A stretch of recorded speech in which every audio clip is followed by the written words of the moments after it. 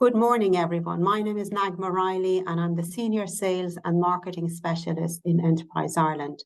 It is my great pleasure today to welcome you to our webinar on the theme of using storytelling to increase your revenue and sales.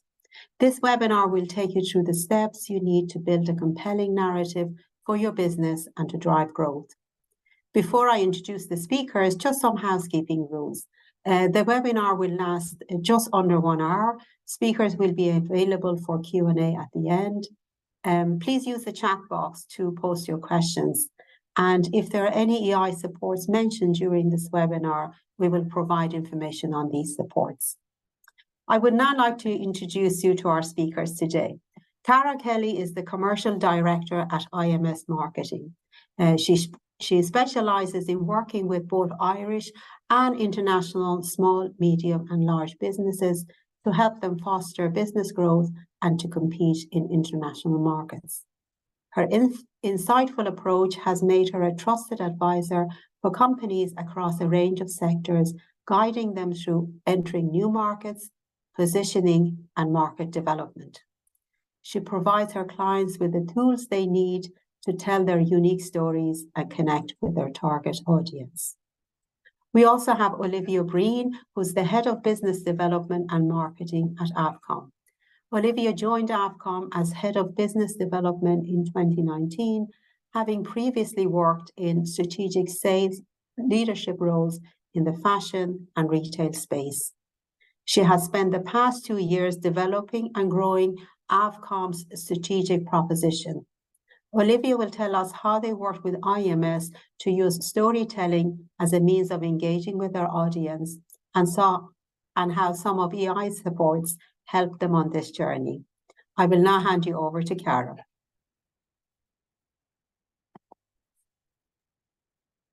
Good morning, folks. It's great to be with you here this morning. And thank you to Enterprise Ireland for providing us with this opportunity. Can I just double check 1 second? I just want to double check my slides. Bear with me.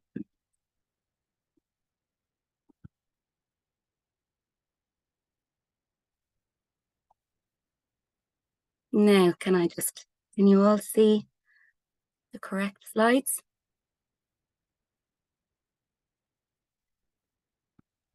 Yes, we can, Karagh. Flicking in and out from me, my apologies. Okay, so good morning, guys, and thank you, Nagme, for your kind introduction. As Nagme said, my name is Karagh Kelly from IMS Marketing. Delighted to be presenting to you all here this morning. And as Nagme also mentioned, I'm joined by Olivia Breene from AVCOM.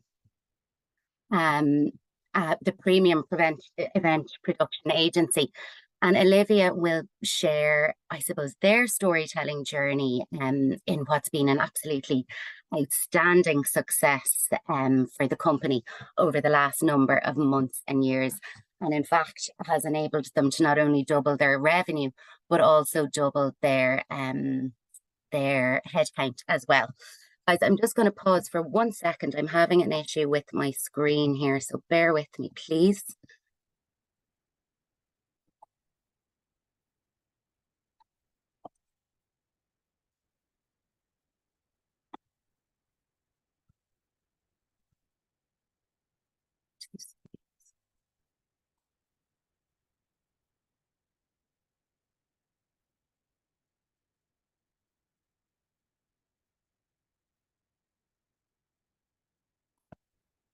No. Okay. Can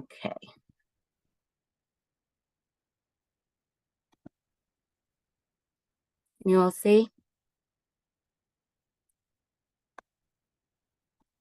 Yes, we do, Karagh.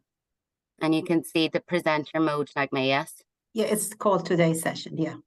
Yes, okay, perfect. Sorry about that.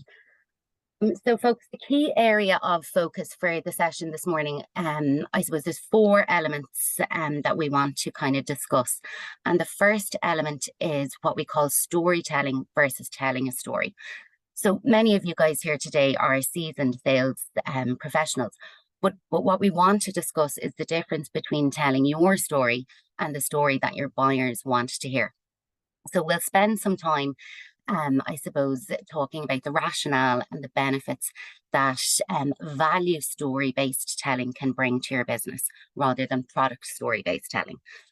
We'll talk about the perspective of your buyers, and how we can kind of reconfigure what we think we know to build a successful story. I'll share an example with you of storytelling from a rather successful medtech company, and how that they have really ingrained this ethos throughout their business in the last number of years. And then we will take a look at the storytelling framework when it comes to delivering stories, I suppose, verbally, but also when you're in a pitch or a presentation setting. And as I already mentioned, we will then open up the floor to a discussion with Olivia from AVCOM. So the theme of the session today is all about how to use storytelling to increase sales. Over the course of the next 30 or so minutes, we're going to take a deep dive into how storytelling allows your customers or the people that you're targeting to connect with your business emotionally. And when they do this, they're much more likely to remember your business and your offering. And this is an extremely useful initiative when it comes to sales, whether you're selling in a B2B or even a B2C environment, where you're trying to create a lasting impression that will drive conversions and build really good customer relationships. And I suppose once you make that relationship, you're connecting with an audience that's much more likely to turn into a loyal customer for your business. And compelling storytelling, it gives your company a competitive advantage. I suppose after all, your brand story is very unique. So there's no better way to differentiate yourself in a very crowded marketplace that we find ourselves in today than telling your unique story. So today we're going to discuss how we can create that lasting and favorable impression in the minds of your target customers, so you can gain more customers, so you can increase your conversions and ultimately your sales and revenue. And another prospect that I suppose, or another perspective, I should say, that is important to consider is using storytelling from an internal perspective. A well-crafted story makes it easier for you to illustrate your company's vision and values, and can really help build, that all-important trust and sense of a community and shared purpose among your team internally. So using stories internally, it really allows your team to connect with your company values on a personal level. And this is particularly important if you're going through a change period or a new direction in your business or some new initiative. So, folks, in order for us to examine, I suppose, the difference between telling a story versus that of storytelling, the first thing we have to look at is what buyers want from us as suppliers or partners. And regardless of the industry that we operate in, these, I suppose, considerations remain the same. So let's briefly explore what buyers wish we knew before we made contact with them. Again, this is a really important stage because we can't craft our stories unless we understand what our customers want. So the first thing that buyers wished we knew before we got in a room with them or had a conversation with them or perhaps had a virtual meeting with them is seeing things from their point of view. We need to shift from product selling mode to value selling mode. And we're all buyers at one time or another, and reflecting on what's important to you as a buyer or to me as a buyer is the key to helping you grow your customer base. So we need to try and look through the lens of our buyers before we engage with them. Think, what are they looking to achieve, and really investigate this before we present a solution to them. And this doesn't just apply to a verbal story or a pitch that we might be involved in. It should be filtered through all customer touch points, like your website, your social channels, your brochures, and so on. Every layer of, I suppose, communication with your customer. And we need to lessen the focus on the product and service that we're selling and push the value and the end result of the product or service that we bring to these customers, because that's the bit that they really care about, and that's what will make them say yes to your proposition. And we'll get a lot of insight from, I suppose, in this whole area from Olivia in a short space of time as she describes the AVCOM journey. But it's a really, really important first step. So the next element is, when you engage a prospect, your pitch doesn't have to be perfect. Quite often we would all find ourselves in a consultative sale process. So we're trying to solve a problem for the customer. And when a buyer agrees to meet you, they don't want you to fail. They would much rather say yes, or at least go back to their management team with, a positive vibe, feeling, yeah, these guys could be a good fit for us, rather than, I'm not sure they get what we're about. So saying yes to new business is exciting for the people that are buying from us. And discovering a new supplier, placing a first order, getting your work into their facility or into their customers' hands, that's a thrill for them. And it can give them, quite often a lot of kudos in their organization for getting this partnership up and running. And quite often, sellers assume buyers have a negative mindset, and that they're permanently on the lookout, for the tiniest excuse to knock you back or say no to what you're offering. But in fact, it's quite opposite. They are genuinely looking for a reliable partner that'll help them grow their business and, integrate into their operations very seamlessly. The next layer is show me you are different. Our buyers want us to show them that we understand their needs and have a solution that works for them. They're thinking, I've heard all this before. How are you guys any different from other vendors? Every salesperson is saying the same thing. And they're considering, how am I supposed to know which one is best? And why should I perhaps pay more for one over the other? So they want us to make the decision easy for them. They want us to help them decide. So we need to make that decision easy for them by showing them, by standing out, and here's where storytelling can be quite powerful, folks. It's so important that we do this all important research before we meet a potential customer. Research our buyers in detail, build up a picture of what they seem to care about. If any of you have undertaken a value proposition session in the past, it's a real eye-opener to put yourself in your customer's shoes. And, if you might already know the customer in some instances that you want to re-engage with. But what I'd suggest is challenge what you know about them. Think about what's changed since you last spoke to them or met them. Think about how the product or service or perhaps the solution that you're showing them can add value to their business and how it can benefit their customers.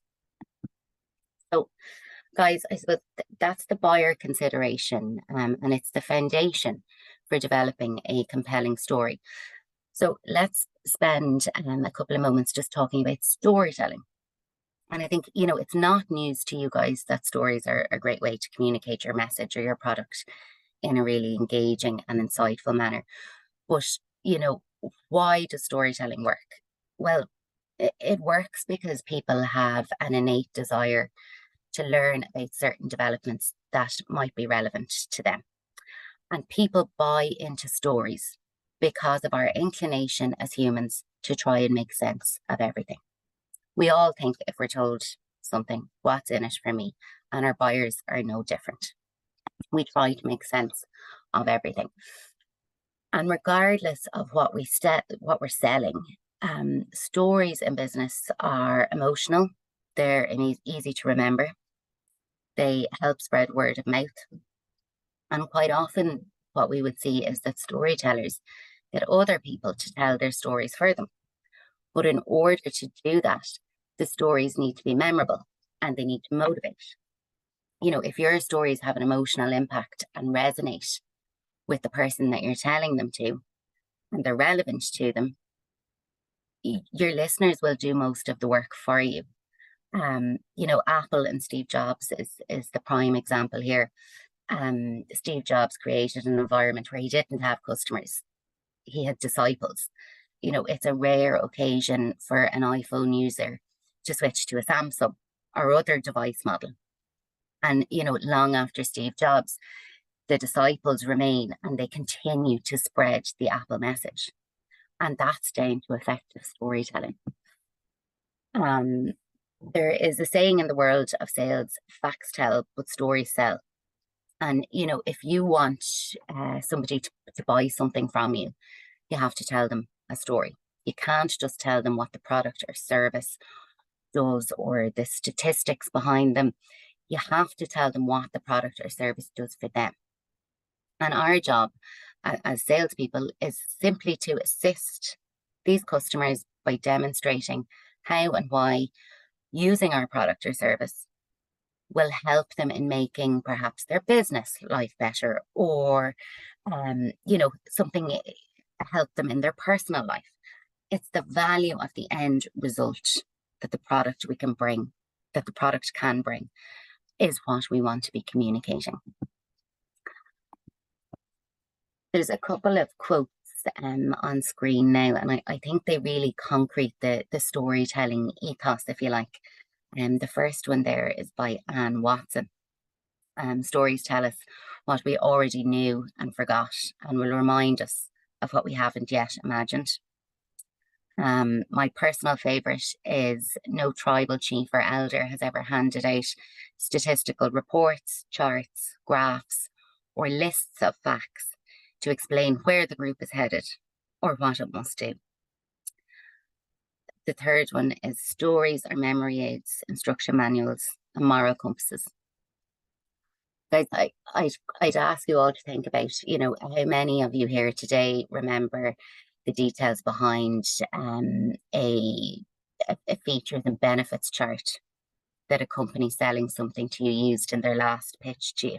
Many of you remember the detail on that. I don't imagine you remember a lot of the detail, but imagine that they told you a story about their product or a mere component of a product that they manufactured, how they developed it and how it was used to save the life of a 40-year-old mother of 3 from Dundalk, who against all odds lives a healthy, happy life after suffering a massive stroke due to the product that they worked on. That's something you remember, and that's something you want to share. And that, guys, is a true story from a Galway company, Advant Medical. And the patient in question, who is probably a 43-year-old woman now, visited their plant because she wanted to say thank you to the product builders that were involved in developing something that essentially saved her life and gave her life back. So guys, that's powerful when we can get that emotional connection. So with that in mind, let's talk about, I suppose, the overview or the framework that we could use to build your story for a sales meeting or a conversation. There's lots of different ways we can deliver a story. But I want to talk to you first about a well-known Irish company that has taken the leap to storytelling. And they've been doing it for quite a while, in fact. I'm sure you're all familiar with Airgen. They've grown to immense success. They're a leader in high performance aerosol drug delivery. And they're just one example of a company that took the leap when it comes to storytelling. And what they've actually done is they've weaved it through their entire business. You know, they've made the shift from being product focused to being patient focused. And, you know, it's a brave move within the industry, but there is no doubt it has worked for them. You know, Airgen are at a place now where their patients that are using their products contact them to tell their stories. They no longer need to solicit patient stories. The patients are reaching out to them because they've become willing advocates of the product, and the patients want to let other people know how their devices might help them as much as they've helped these individuals. So, as well as sharing patient impact stories, with an audience of potential customers, Airgen shares these internally and reminding their team of what it is they're working for and the good work that they're doing. And that's really, really powerful. I'd ask you to take a look at some of the companies that perhaps you're looking to develop relationships with, particularly those that are in the kind of medium to large space, or the multinational or public sector space. Look at the level of focus that these guys are now placing on the end customer and storytelling. The industry is making a big shift, and it's really, really important that we keep a pace with it. And the consistency of Airgen's stories make it all the more real and impressive to global buyers. So while we may not be a global company as of yet, we may perhaps be selling to global companies. So it's really, really important that they see an affiliation to what we're doing. And I think it's really important that this is something that's considered, particularly as we come to an end in 2023 and we're preparing perhaps our strategic plans for 2024. The all-important ensuring your message and story are consistent and visually appealing across all of the channels that you interact with customers from social media to your website, sales presentations, anywhere where there's potentially a customer touch point. Because, in a lot of cases, it's quite likely that a prospect that you're meeting will look you up on these platforms before reaching out to you. And, depending on what they see and what they experience, it could be the difference between them agreeing to have a meeting with you or not. And it's so, so important that the consistency is there, because it gives us confidence, and it gives us belief. And it gives us that all-important, I suppose, truthfulness behind the brand as well. Okay, so when we think about building our own stories, where should we start? We are a little bit limited on time today, so I'm going to briefly take you through how you might construct, a quick story. And secondly, the second part of this element is how we'll structure your sales presentation to fit the storytelling framework. So I will send these slides over to Enterprise Ireland to share with you following the event. So you will have a copy of them. What we would say, guys, is every story needs to answer 4 key questions. And the first question is, why should I listen to the story? So thinking from your buyer's perspective, the first question we need to answer is, why should I listen to the story? And we call that the hook. This is the one thing you want the audience to remember. What makes your company stand out? The second question is, where and when did it take place? Who was involved in the story? And what did they want? So we're talking about the context here. We're setting the scene. We're giving the user something to visualize and something to associate with. The third question is, what was the problem or opportunity that they ran into? And we call that the challenge. So what was the issue? And then that brings us to the fourth layer of, what did you do about it? And how did it turn out in the end? The resolution. So guys, that's essentially the 4 key questions we want to answer. But the order that we answer these questions in is really important, because different to perhaps an email where we might, open with a solution. In this instance, the resolution and the recommended action goes at the end, not at the beginning. And the reason for this is because when we're listening to a story, we need to understand the setting. We need to understand how everything is fitting together. Like, imagine you're listening to somebody tell a really good story, but they didn't answer the question about where and when it happened. Now, depending on how good the story is, you might actually start wondering whether or not it was true. And these questions keep nagging at us until they're answered. And when they're nagging at us, we're not able to listen as intently to the rest of the story as we might like to. So the order is important. If you're in a sales meeting with a potential client and you're asked a question about a similar project you've worked on, you can prepare a number of these verbal stories or case studies well in advance and roll them out as needed, and when you use this template, they'll be consistent, but more importantly, they'll be memorable, and it will be these stories that the buyer brings back to their company. So guys, the next layer of storytelling to increase sales is integrating storytelling into your pitches or your presentations.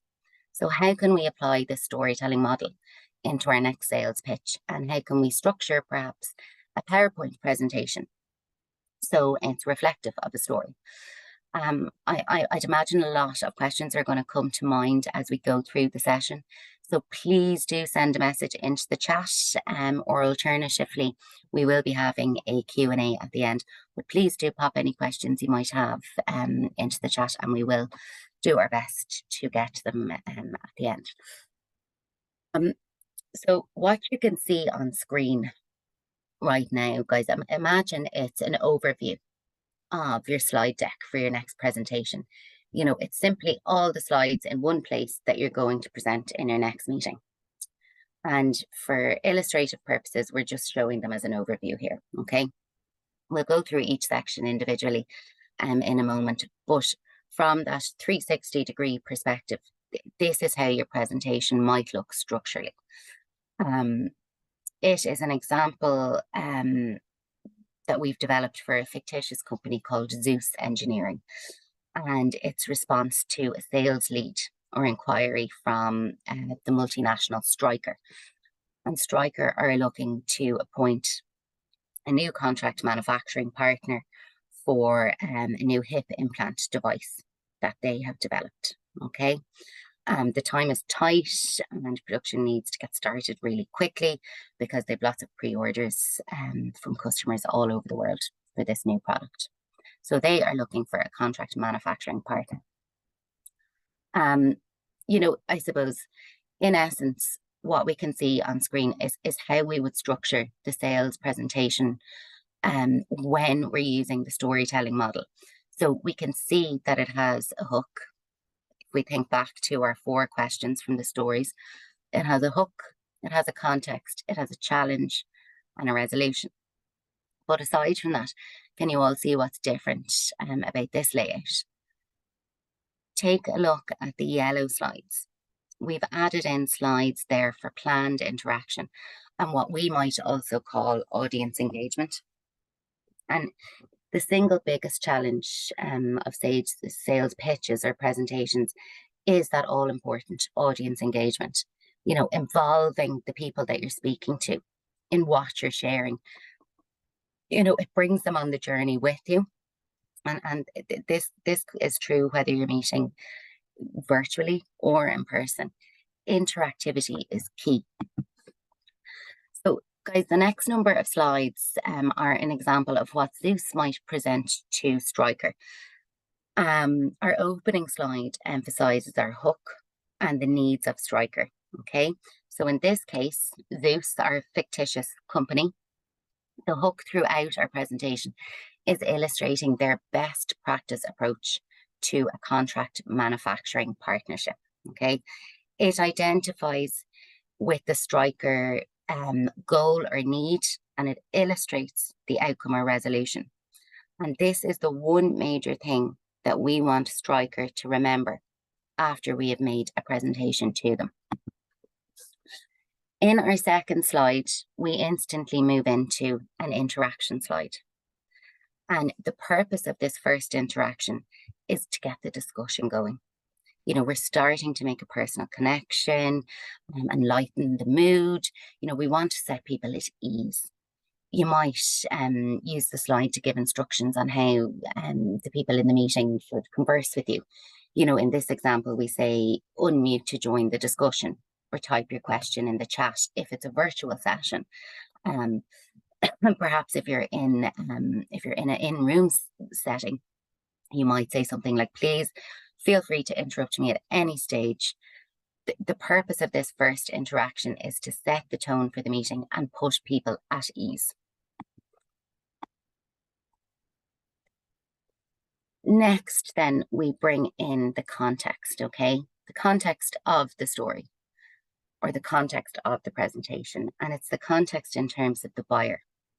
So it sets the scene and starts to bring in your story here. We're acknowledging, you know, the goals that Stryker is looking to achieve, having put this RFP out there. And in the example of Zeus, you know, we set the scene by reaffirming where Stryker are at in their new product development journey and what they need to achieve and by when. We're saying we understand where you're at and here's where you're going, okay? And in our example, we communicate this context and set the scene over 2 slides. Then again, we're pausing, and we're inserting another interaction. You know, we're not plunging ahead. We're building in a little bit of time to perhaps test the waters. We might turn around and say, can we all relate to this? Am I on the right track? Does this relate to you guys in the room? And again, it's giving us the opportunity to converse with our audience. Then we move into the challenge area of the presentation. And, you know, this is what you understand are the challenges of the buyer. You know, what's the problem they're trying to achieve and what's at risk if they don't take action. So in our example, we're reinforcing that we understand the challenges they're facing so we can create an experience that Stryker can relate to, okay? And again, we're addressing these challenges over 2 slides. And, you know, these could be lots of different challenges. It could be concerns over capacity or reputational impact. But we need to address these challenges so we can illustrate how we can overcome them later in the presentation. And then once again, we're pausing and another interaction is built in. And in this case, we use a multi-option question. And we do that to get a read on the main concerns of the audience and allow them to have a voice. And, you know, really, really important to remember there could be lots of different roles and personalities in the room, and each individual will have a different concern or a different objective in some cases, depending on the role that they're in. So this is a really good opportunity to make a connection with every person in the room, to hear from everybody.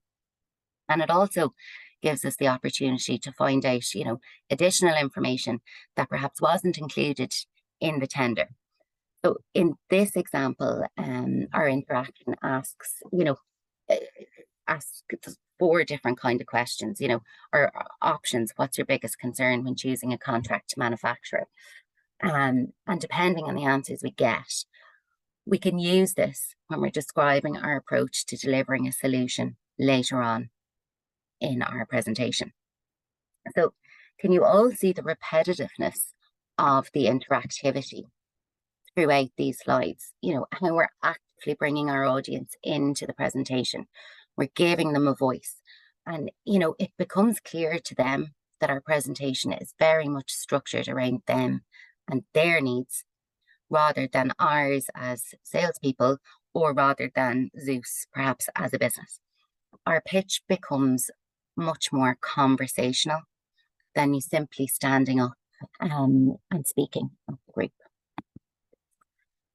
Our next layer, if you like, then, is we roll out our hook or our big idea once again. We haven't seen this since the very start of the meeting or the pitch. So it's a good idea to bring it back in here and remind everyone why you are the best choice for the job. So just to briefly touch on it again, the hook is the one thing we want the audience to remember following our presentation, okay? And in this instance, again, we're reinforcing the positive characteristics of a business partner, being integrity and quality, and we allude to our ability to take full ownership and responsibility for the project. Then comes our resolution, and this is where we showcase our solution. You know, this is our moment to sell. Here is what we will do for Striker, what we will give you, the customer. In the example we present here, we share this over 6 slides. I won't go through each of them in detail today, but in essence, this resolution section illustrates how we can alleviate the concerns that we've identified earlier in the presentation. And again, to bring back in the interactive question where we asked, what is your biggest concern? This is an area where we can elaborate on that and bring it back to them, bring it back to their needs once again. So these are just our slides. And then we tell a story within our presentation. So we illustrate. We're saying, here's where we've done it before. So, you know, we're fitting this into our story presentation framework. We're using the 4 questions that we talked about earlier and building it in. And in this case, Zeus are telling Striker about a project that they did for Zimmer 12 months previously. And we illustrate the result of that. And then we use, I suppose after we tell the use story or the where we've done it before story, we might back it up with something visual. And this is a really good time to pause and I suppose and add in, I suppose an interaction or a multi-sensory element into your pitch. And in this case, we chose a facility tour as an example. So what we're doing here is we're creating visual awareness. We're giving Striker the opportunity to, you know, visualize the people and the factory, you know, where our story took place. And I suppose we take them through the facility so they can visually see the area and the people and so on. It just adds a real layer of authenticity to our communication. And the final slide then in our resolution section illustrates who else we've done it for. And again, this is something the audience can resonate with. You know, think about, let's just say the head of Striker, the head of engineering in Striker is at the meeting.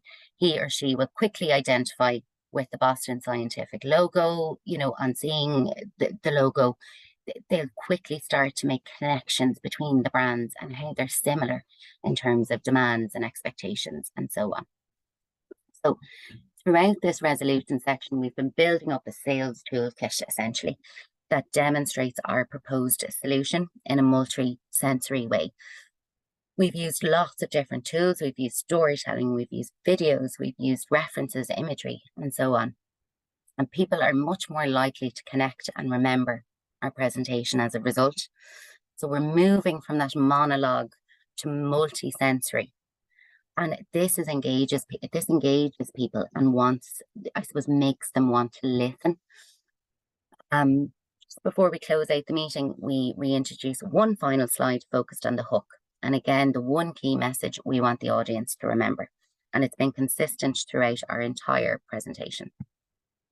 As I am conscious of time here, the last element, I suppose, of the deck is again an interaction slide that kind of, I suppose, cues up final questions to close things out. So we might say, and we'll open the floor to questions or agree next steps or you know, where we go from here. So guys, to recap, when you are preparing for your next virtual meeting, you know, consider structuring your presentation into this storytelling framework. You know, so it has a hook, a context, a challenge, and a resolution. And consider the importance of interaction.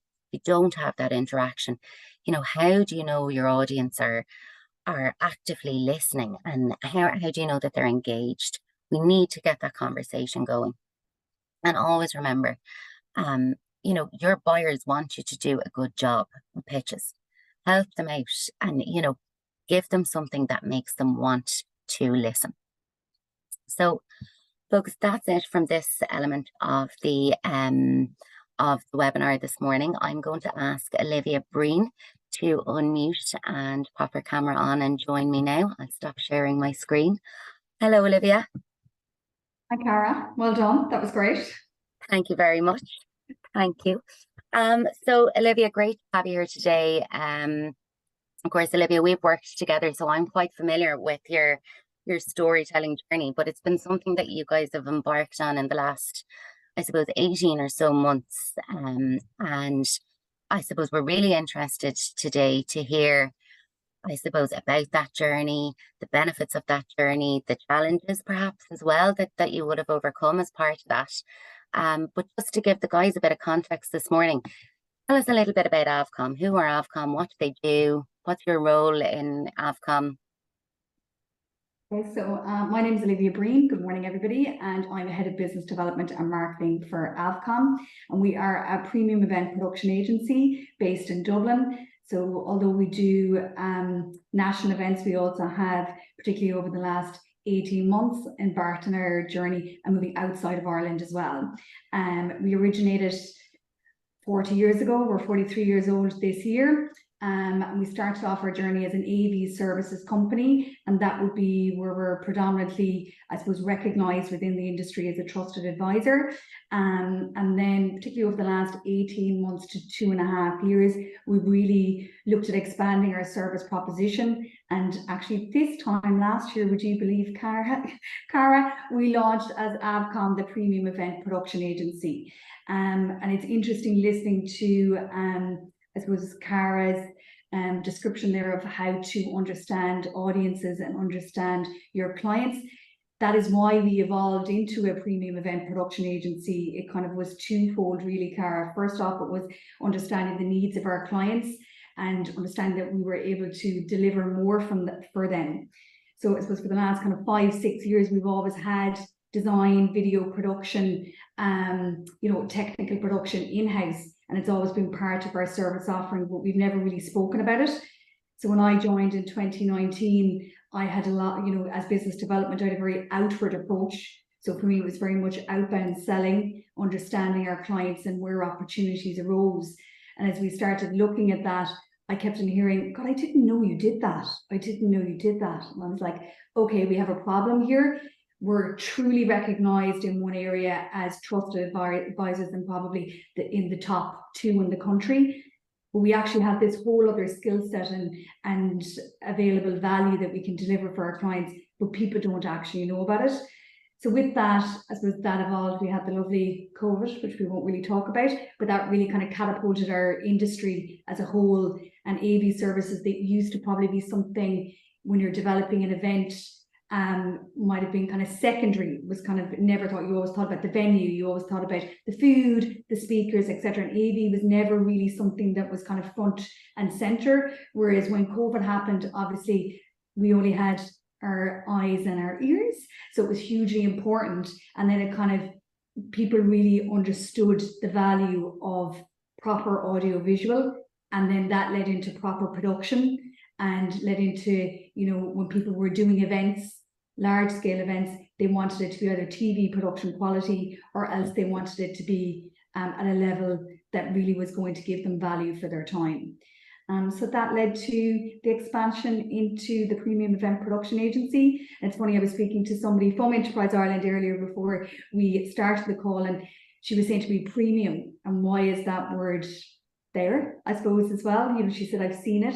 And it is about the value and the service that we deliver. So when we embarked on our journey with Enterprise Ireland, we started what was called a strategic marketing review. And that's an SMR supported initiative by Enterprise Ireland. And that was where the leadership team, so myself, the general manager, the managing director, and the sales director at the time, embarked in that journey of understanding, I suppose, our audiences and where we were to position ourselves. And it was a really interesting process. So we did this with the consultant, Louise Leonard. And that part was a hugely insightful part, because it was understanding our value, and it was coming up with what you said earlier, understanding the value and a value proposition. This was my thoughts of the value proposition, was creating a value proposition for what it is that we deliver. But we clearly understood, well, we have different customers, they have different needs, and we kind of did a big deep dive and a lot of research, a lot of time, and a lot of really, really delving into the data within, who were our top clients, what areas did they service, what were our key segments. So the kind of segments which then in turn then led to our, I suppose, marketing strategy of more segmented marketing. And back to your point, we have a value proposition. So we understand what AVCOM delivers and the value we deliver, but how do you tell that story to your different segments? So it's the same service we have, but each one of those segments have a different requirement for what it is that we deliver. So we learned through 12 months of a lot of R&D and a lot of meetings and a lot of changing and a lot of evolution consistently, was that we have 5 segments. Potentially we now probably have 7 actually, since we've done that's SMR.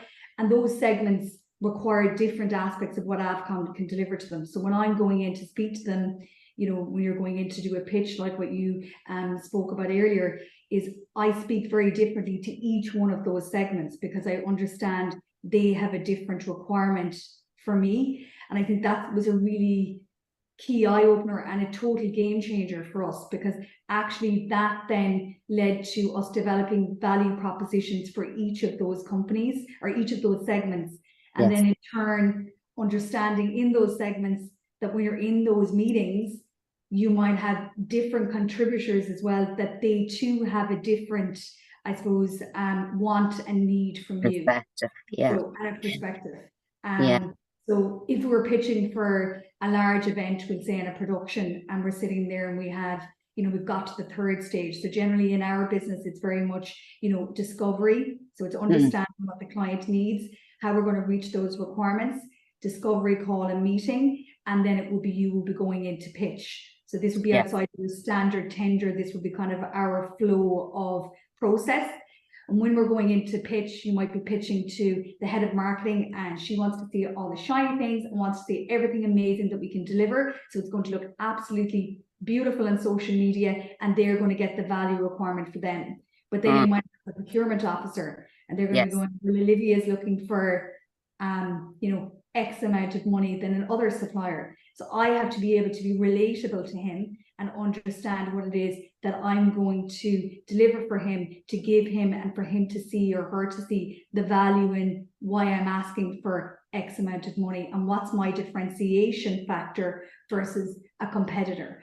And then it might be a slightly different messaging to, we'll say, the salesperson or whoever needs to, facilitate the whole event. So again, it's about understanding those audiences and how you speak to those audiences with authentic storytelling. So really for us, it was understanding our own story first, and then how we can, deliver that value outside of the story. And Olivia, before we get into the kind of the real, I suppose, value adds here, give us the sort of give us the lowdown on the international opportunities that this entire shift to the agency model and focus on storytelling has brought to AVCOM.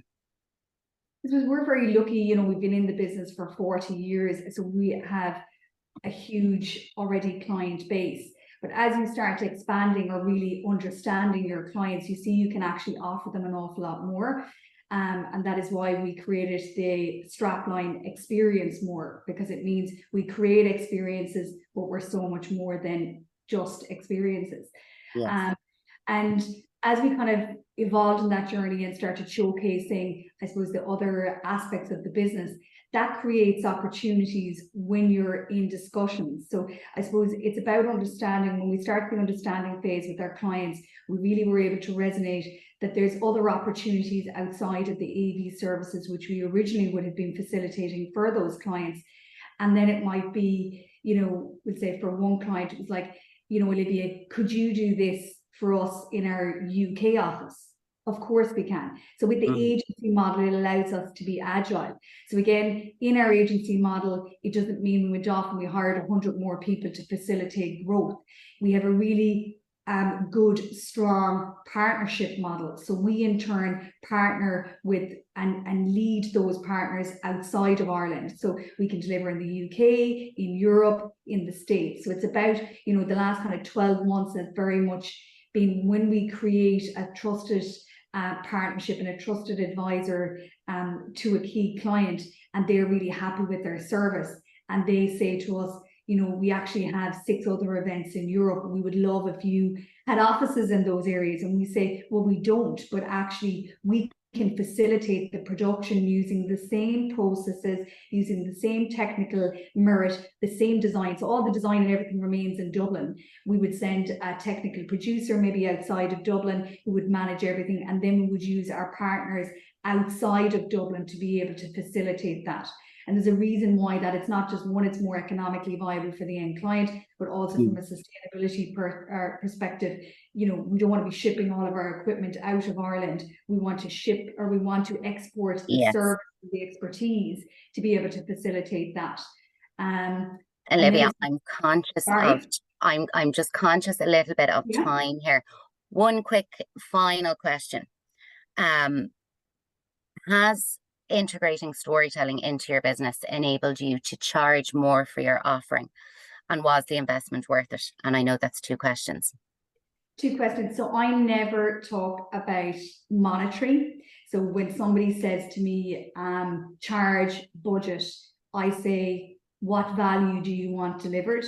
So for me, the investment that we have input from AVCOM side, I suppose, obviously with the supports of Enterprise Ireland, particularly in the DMR, kind of the digital marketing capabilities grant, that kind of really catapulted everything that we wanted to deliver. So I suppose once we had done all of the understanding phase, we really moved into how we're going to speak to each of those audiences from our website, different social media, and created strategic dedicated marketing for each of those. And that has generated a huge amount of really strong lead generation of people who want to speak to us for our service offering. And it's funny when you say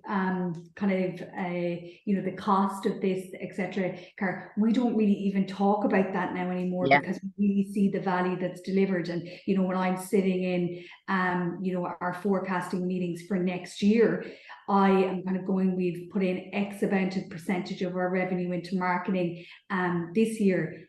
We need to up that next year because we can see the value that's delivered. And I think it's important. It's not always immediate. So this is a journey. And, you know, as you start on that journey, different things change. And for us, I suppose we've changed tact a few times because we've seen opportunities with different partners, opportunities of expansion, opportunities of, no, this isn't the right market. And I suppose it's really all of that data contributes to how we forecast moving forward.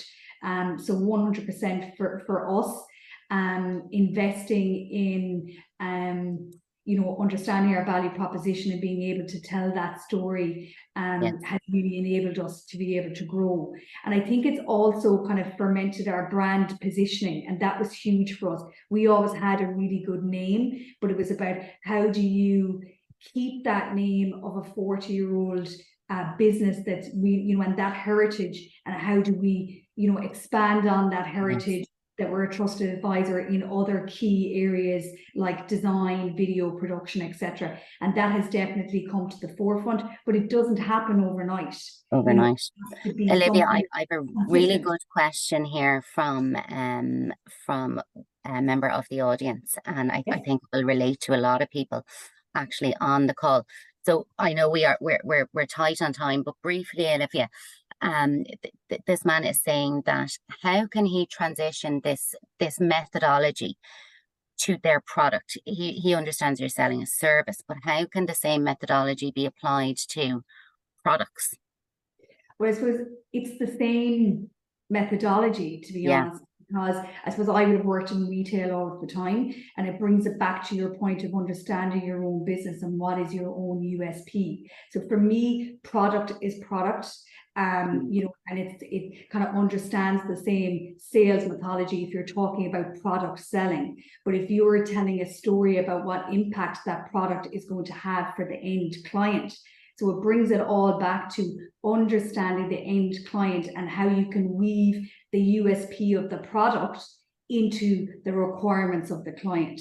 So it's very much it's the same mythology, really. I mean, and it's about also in a product, you know, leveraging if you've created or advancement in a product, you talk about, you know, the successfulness of the existing product and how you understand that there was other pain points and that you've taken that understanding from, you know, the client base or your market base, and now you have gone back to research and created a new evolution of that product.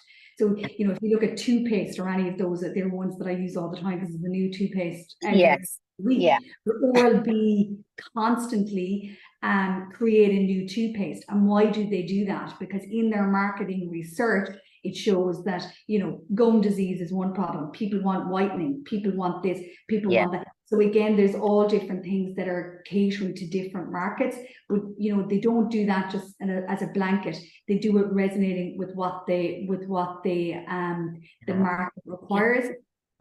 We talk about the heritage of the brand and the understanding of the brand. Absolutely. No, absolutely. It's a very good example, Olivia. I'm conscious, folks, that we are out of time. I can't believe the last hour has gone so quickly. I suppose by way of wrap up, I would like to thank everybody that has joined the call, the webinar this morning. It's been an absolute pleasure. And thank you to Enterprise Ireland for inviting myself and Olivia. I will